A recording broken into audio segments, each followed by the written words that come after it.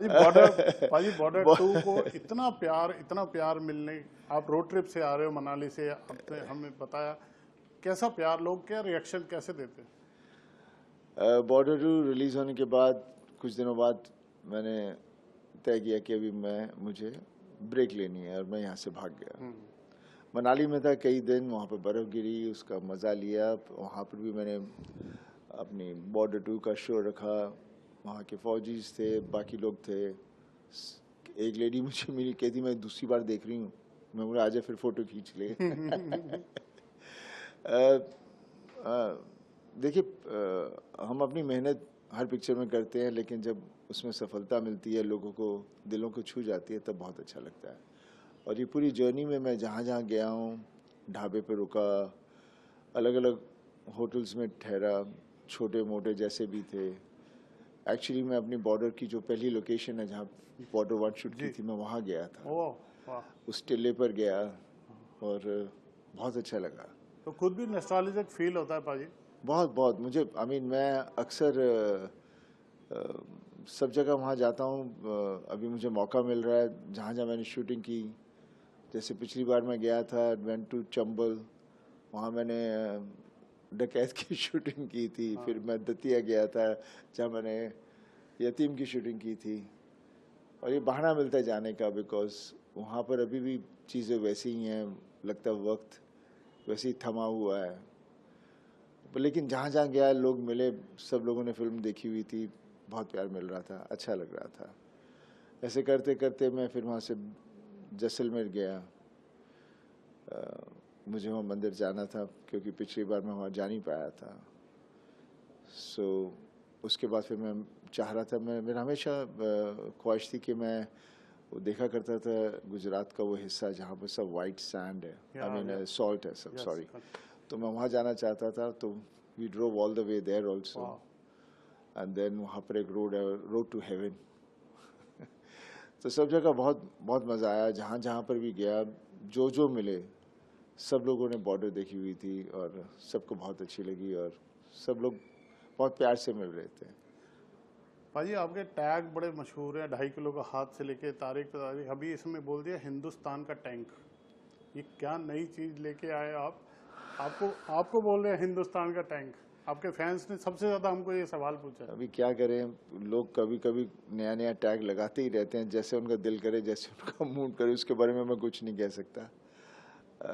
बस ये प्यार है लोगों का और एक बिलीफ है, जिसकी वजह से लोग कुछ भी ऐसी ताकत की चीज़ हो तो उसे उसके साथ मुझे जोड़ देते हैं। हाल ही में एक फिल्म हिट हुई धुरंधर, उसका एक बहुत डायलॉग फेमस हो गया भाजी। वो बोलते हैं घायल हूँ, घातक हूँ।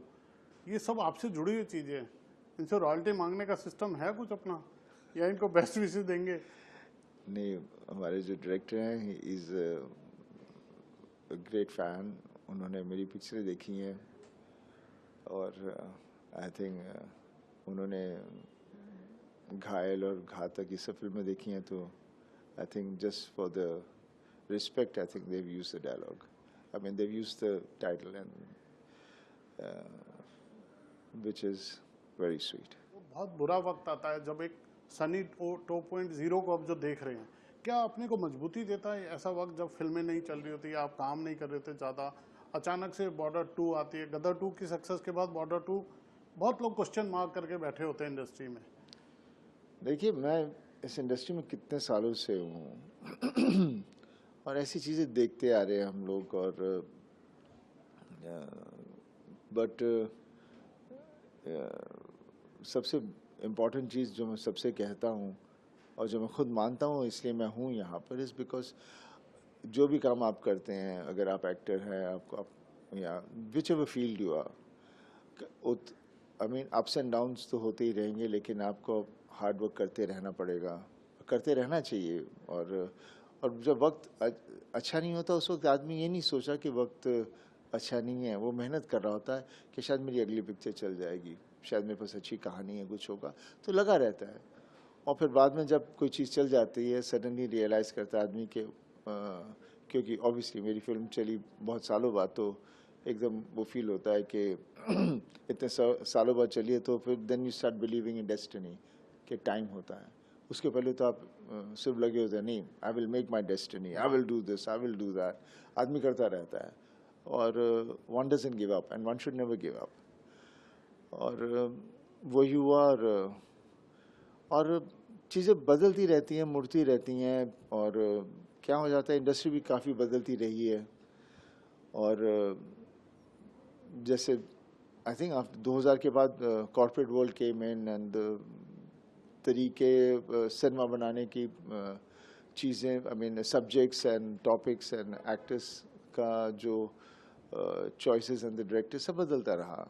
तो शायद उस दौर में मेरे लायक कोई ऐसा कोई सब्जेक्ट या कोई ऐसी चीज़ नहीं थी। भाई आपने बहुत किरदार किए, एडवोकेट, वकील का भी आपका बहुत दामिनी वाला। आप जब यूनिफॉर्म पहनते हैं पाजी, तो हमने आपके कुछ इंटरव्यू देखे, सेना के लोग बोलते हैं कि हम इंस्पायर होते हैं आपको यूनिफॉर्म में देख के।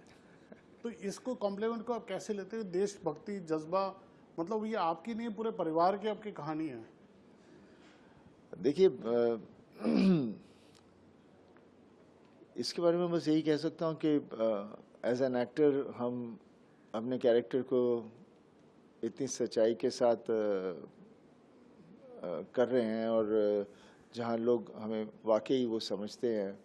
एक्टर का काम ही वही होता है कि हर चीज़ को रियल बनाना, ताकि लोग उसमें उस कैरेक्टर में के साथ जुड़ जाएं। और जितने भी यूनिफॉर्म्स के रोल्स हैं, मे बी मेरे अंदर है एक जोश है, एक जज्बा है। और जैसा हमारी फैमिली है, जिस तरह से हम लोग पले हैं, तो हमारे यहाँ हमेशा यही रहा है कि एक अच्छा इंसान रहो, सच्चाई के साथ चलो। और वो हम उसको ज़बरदस्ती नहीं अपना रहे, वो हमारे अंदर ही है, हम हैं ही वैसे। कभी कुछ ऐसी चीज़ नहीं कर सकते जो किसी को ठेस पहुंचाए या दुख दे किसी को। तो ये एक डीएनए है, पापा से चलता आ रहा है बच्चों के अंदर। पाजी मैं बिल्कुल लास्ट क्वेश्चन पूछना चाहता हूँ, आप फिटनेस के लिए क्या करते हैं? आप इतने फिट हैं इस टाइम भी, इतना जज्बा कहाँ से लाते हैं? देखिए फिटनेस तो मेरी शुरू से ही मैं रहा हूँ, क्योंकि शुरू से ही मैं खेलों में था, खेलता रहता था। हम बिल्डिंग में रहते थे, मम्मी से मार पड़ती थी, लेकिन पढ़ाई नहीं करता था, खेलता रहता था। और वक्त जैसे गुजरता गया, मैं हर टीम में हुआ करता था स्कूल में। एंड देन जब उम्र बढ़ती गई तो फिर वेट ट्रेनिंग भी शुरू कर दी साथ में। तो मैं और खाने पीने के बारे में मैं इतना कभी सोचता नहीं हूँ। जब छोटा था तो बिल्कुल ही नहीं खाता था, फिर बाद में जब इतना खाने लगा और इतना खेल रहा था तो मोटापा आता ही नहीं, तब जला देते थे। तो आई जस्ट बिलीव इन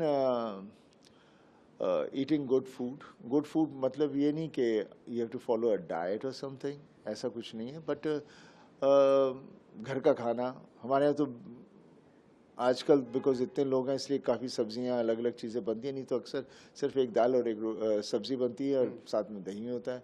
इससे ज़्यादा तो कभी ना हमने पूछा ना मांगा, और वही खाते रहे और उसी से खुश रहे।